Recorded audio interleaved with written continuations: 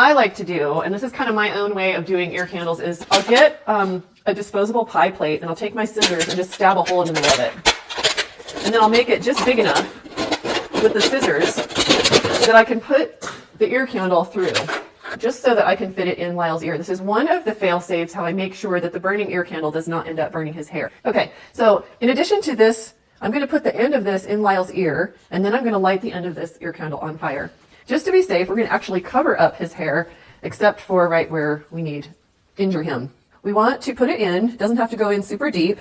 And how's that feel, Lyle? Feels great. Okay. It's not poking you? Nope. Now I'm going to flatten this down. I'm going to get this as close to his ear as possible. This is going to be one of the protections.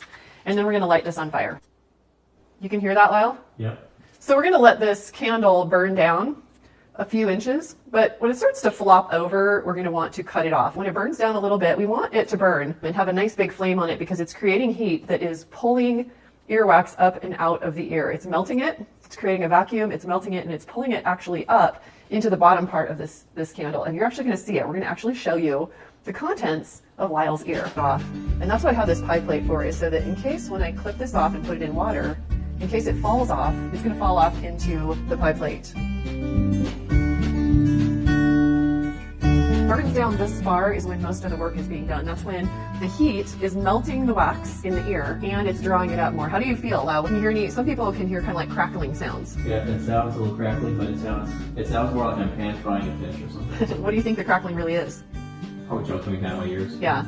Okay, so now we're getting down to the bottom and I'm starting to feel it on my fingers. So I'm going to grab the white part right here and I'm going to carefully, you don't move, Lyle. I'm pulling it out here. And I'm going to douse this, but I'm going to save the white part. So we'll cut off the burned part, and then most ear candles have a wrapping, and you can just actually just unwrap it here. Okay, so that's probably the least earwax I've ever seen come out of anybody's ear doing ear candling. But you can see that's quite a bit. That could really affect your hearing, that amount of wax in your ear.